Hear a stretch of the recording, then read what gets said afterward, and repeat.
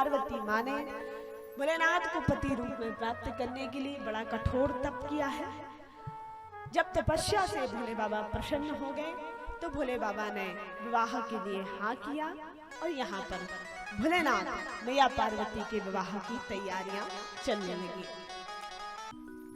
जब देवताओं को पता चला कि देवाधिदेव महादेव का विवाह होने वाला है तो देवता बड़े प्रसन्न होकर के अपने अपने विमानों को तैयार करने लगे, अपनी अपनी तैयारियां करने लगे। देवांगनाएं भी तैयारियां करने लगी। क्यों? बाबा का विवाह है, बाबा के विवाह में चलना है। सब तैयारियों में लगे हुए हैं, लेकिन यहाँ स्थिति ये बनती है कि जो बाबा भोलेनाथ है ना, जो हकीकत में दूल्हा सरकार बनने वाले हैं, उन पर कोई ध्यान भी नहीं देता है। भोलेनाथ चुपचाप बैठे हुए हैं, उनके गण बैठे हुए हैं और भोलेनाथ सोच रहे हैं कि अब कोई आएगा हमें श्रृंगार करेगा, अब कोई आएगा श्रृंगार करेगा। गण भी बैठे हुए हैं, लेकिन सब अपनी अपनी तैयारियों में लगे हुए हैं। बाबा के श्रृंगार पर कोई ध्यान भी नहीं देता है। बाबा के श्रृंगार पर किसी ने ध्यान नहीं दिया, अपनी अपनी तैयारियों में सब मग्न। 4-5 गण थे, बैठे बैठे जब बहुत देर हो गई तो उन 4-5 गणों ने आपस में एक मीटिंग बिठाई और मीटिंग बिठा करके सोचने लगे कि देखो हमारे बाबा को किसी की जरूरत नहीं है, हम खुद ही भोलेनाथ का श्रृंगार करेंगे। एक गण थोड़ा बुजुर्ग सा था, उसने कहा मुझे पता है दूल्हा कैसे बनते हैं, मैं जैसा जैसा कहूंगा वैसा वैसा करते जाना। कहा ठीक है, जैसा सरकार तुम कहोगे वैसा हम करते जाएंगे। और यही नियोजित हुआ कि गण ही बाबा को दूल्हे के रूप में सजाएंगे और श्रृंगार करेंगे। और भोलेनाथ के गण ही श्रृंगार करते हैं। कैसे करते हैं? बड़ा दिव्य श्रृंगार। शिव ही शंभु गण करहि श्रृंगारा, शिव ही शंभु गण करहि श्रृंगारा, जटा मुकुट ही मोर संभारा, जटा मुकुट मोर संभारा, शिव ही शंभु गण करहि श्रृंगारा, शिव ही शंभु गण करहि श्रृंगारा, जटा मुकुट ही मोर संभारा, जटा मुकुट अरु मोर संभारा।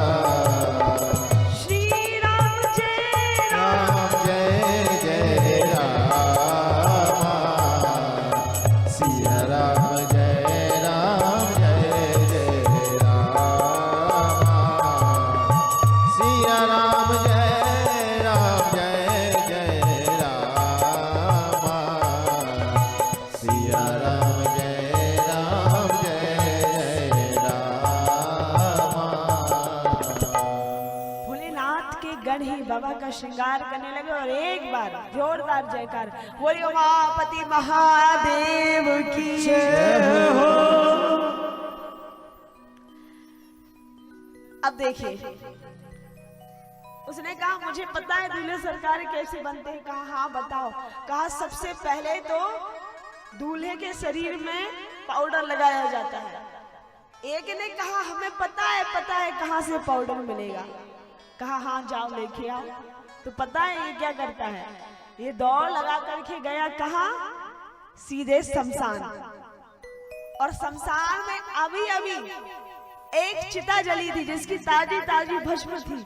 वो भस्म इकट्ठा कर करके लेके आया और भोलेनाथ के पूरे शरीर में लपेट दी। बाबा हमारा पाउडर तैयार हो गया, हमने लगा दिया, अब क्या करें? कहा पाउडर लग गया? कहा हाँ। कहा एक काम करो, दूल्हे के सिर पर मुकुट होता है, दूल्हे के सिर पे पगड़ी होती है ना, तो पगड़ी पहनाओ, मुकुट पहनाओ। एक ने कहा अरे हमें पता हमारे बाबा कैसे मुकुट पहनते हैं। कहा कैसे? तो भोलेनाथ की लंबी लंबी जटाएं हैं जो लटक रही थी, उस गण ने भोलेनाथ की जटाओं को इकट्ठा किया, गोल मोल करके उन जटाओं को बांध दिया। कहा ये है हमारे बाबा का मुकुट। अब मुकुट में मोर कहाँ से आए? तो एक छोटा सा सांप का बच्चा वहीं पे पड़ा हुआ था, सांप के बच्चे को उठाया और बाबा के मुकुट में लगा दी। ये हो गया मोर मुकुट। और अब कहा कि चलो मोर मुकुट भी हो गया, अब क्या करना है? तो कहा कि दूल्हे के गले में माला होती है, माला लेकर के आओ। तो एक गण दौड़ लगा के गया और भगवान के कटे हुए मुंडों की जो माला है ना, जो भगवान हरण करते वो रखी हुई थी, लेकर के आया, दौड़ लगा के पहना दी बाबा को। ये हो गई माला। अब बताओ क्या करना है? कहा माला भी हो गई? कहा हाँ हो गई। कहा अरे रुको तो कानों में कुंडल तो पहनाओ। तो एक ने जल्दी से 2 बिच्छू उठा कर खिलाया, भगवान बाबा के कानों में लटका दिया। ये हो गए कुंडल। अब क्या बचा? अब एक ने कहा कि एक काम करो, दूल्हे के हाथ में जो होता है तलवार होती है, तलवार। तो एक ने कहा अरे हमारे बाबा तलवार वलवार नहीं लेते, तो क्या लेते हैं? त्रिशूल लेते हैं, त्रिशूल। तो लेकर के आया त्रिशूल और बाबा के हाथ में दे दिया। और आप विश्वास करिए, दुनिया के एकमात्र दूल्हा भोलेनाथ है जो मुश्किल से 10-15 मिनट में तैयार होकर के रेडी टू मूव होकर के बाहर निकल गए शादी के लिए। आजकल के दूल्हे 3-3, 4-4 महीने से और क्या 1-1 साल पहले से तैयारी करते हैं शादी की, लेकिन भोलेनाथ 15 मिनट में 10 मिनट में तैयार और निकल दिए कक्ष के बाहर। और इतना अद्भुत श्रृंगार कि आज तक ऐसा श्रृंगार किसी ने नहीं देखा। भोलेनाथ जैसे ही बाहर निकले और जैसे ही शिव गणों ने श्रृंगार जो किया है वो देखा गया, देवताओं ने भोलेनाथ के स्वरूप को देखा।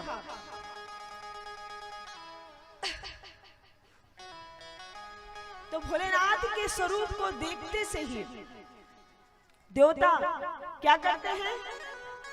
दौड़ लगा करके देवता सीधे भगवान विष्णु के पास पहुंचे और भगवान विष्णु के पास जाकर के कहते हैं सरकार सुनिए। कहा हाँ हाँ बोलो। कहा सरकार एक बात बताएं, आप कितनी भी कोशिश कर लो हम विवाह में नहीं जाएंगे। भोलेनाथ ने कहा भगवान विष्णु ने कहा क्यों नहीं जाओगे? कहा रे आपने बाबा का स्वरूप देखा है, इतने भयंकर लग रहे हैं, इतने भयंकर लग रहे हैं कि इतने विकट भेषधारी और इतने भयंकर तो आज तक नहीं लगे जितने आज दूल्हा बनने के बाद लग रहे हैं, इतने भयानक लग रहे हैं। अरे ऐसे दूल्हे के साथ यदि हम बारात लेकर के जाएंगे तो जिस गांव से निकलेंगे उस गांव से हमें पत्थर लकड़ी और डंडे पड़ने वाले हैं, हम शादी में नहीं जाएंगे।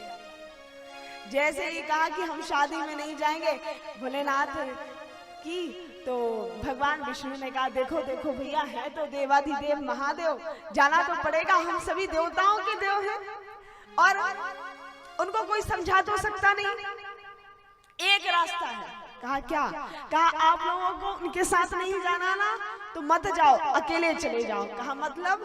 कहा आप एक काम करो, अपने अपने समाज को लेकर के आगे बढ़ जाओ, इनको और इनके गणों को पीछे छोड़ो, इन्हें जब आना होगा तब आएंगे, जैसा आना होगा वैसे आएंगे, इनको पीछे छोड़ो। और भोलेनाथ के गणों को और भोलेनाथ को पीछा छुड़ा गया। और देखो साहब, संसार की पहली बारात है जो बिना दूल्हे सरकार के निकल गई। हाँ, दूल्हे को पीछे छोड़ करके बाराती निकल गए, बारात लेकर के।